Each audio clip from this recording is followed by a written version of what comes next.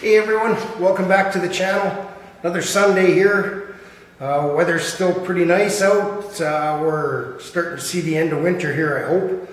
Not seeing the end of any of the work to get this car on the road before spring hits, that's for sure.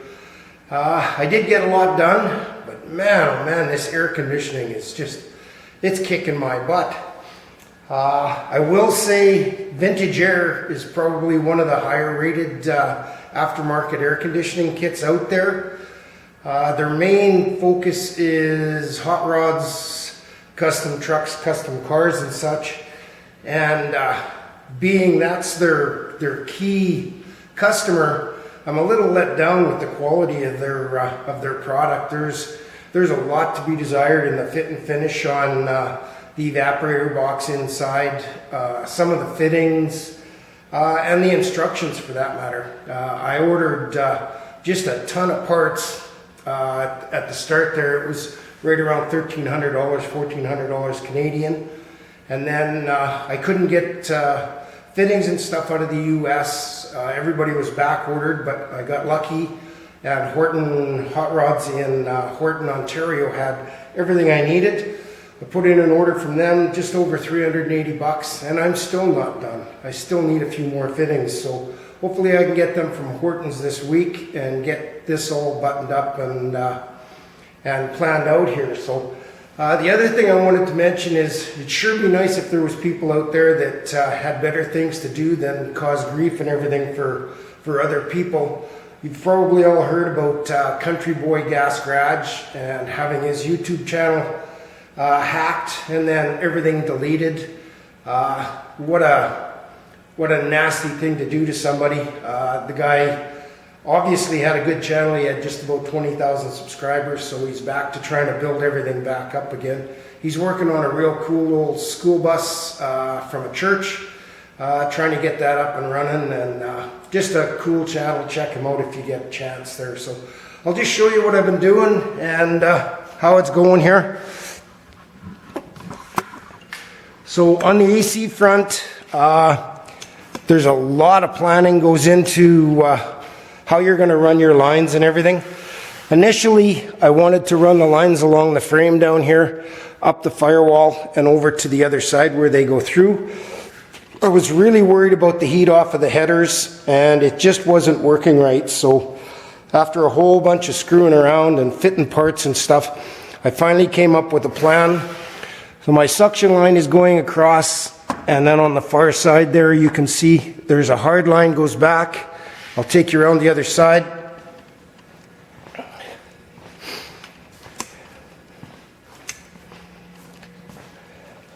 To right here, that line's going to come up, and then there will be a bulkhead fitting that goes through the firewall right here.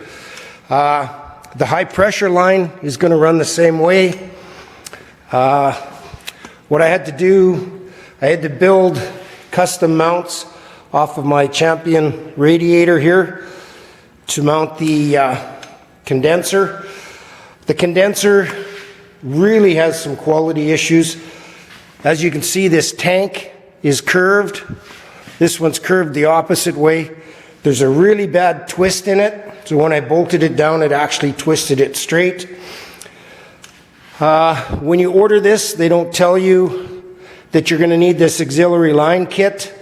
There's two different to choose from, but there should be something in their instructions that says, please order whichever one suits your needs. Once you get them, they don't fit worth a darn.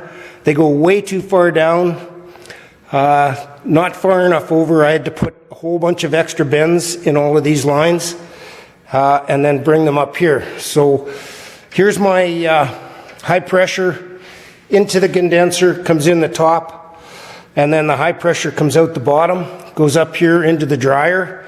Now the dryer is going to get mounted off to the side here. They say they want it in a fairly cool place, so I'm figuring up here at the front, before the air gets hot underneath the hood, would be a good place for it. Then the line will come out of that, it'll go across, and I'll hard line it back and up to the firewall and inside. The other thing I was working on, I built a shroud, mount my 16-inch 2500 CFM electric fan. It'll be thermostatically controlled as well as switched off the AC. It should cool good. They say a minimum of 2,000 to keep this motor cool, and I got 2,500 there, and there's not a bit of a chance of an air leak. It's sealed. I'm going to put a foam gasket all the way around just to make sure that the air has to go through the rad and the condenser there. So working on that. Like I say, I got to figure out later today which fittings I need to order, get them ordered up. I ordered a lower rad hose, and turns out I don't know how to read a tape measure, and I got it 1.5 by 1 3/4, and it's supposed to be 1 3/4 by 1 3/4, so I'm waiting for one of those again. So I do have an extra one of those in stock. The other thing I've been working on, and I'll show you, I got my throttle pedal all figured out.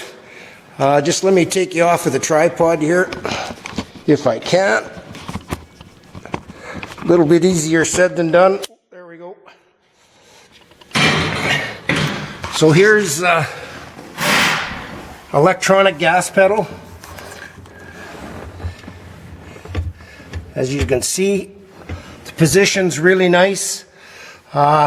Just give me a minute here and I will pull this out of here, and I can show you what I've done for my throttle on the kick down here. So let's see if I can get this camera positioned.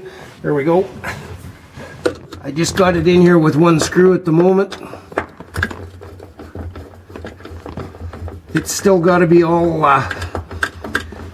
the wiring's all done for it. It just gets a plug in, and then I have to reroute the cable that comes in through the firewall. So I'll just pull this out of here and take you out and show you what I got. So sorry about that. So here we have the throttle. What I've built is a bell crank setup. See if I can get this in some light here so you can see it a little better. Wicked, terrible camera work, eh? Okay, so now you can see it a little better. So the follower goes down, there's a shaft, the bell crank. I've actually used some RC airplane links, all hardened steel. Another crank here. The hookup for the cable that goes to the transmission is on a slot, so I can do the fine tuning on it. So when I push the throttle, it's proportional to the gas pedal, just like it's supposed to be. I have 1 5/8 of travel, which is what I measured on the 440 carburetor. So it should work out well. I'm hoping anyhow. So the other thing I had to do on this was change the angle of the actual gas pedal. I cut that little V out, heated it up, bent it down.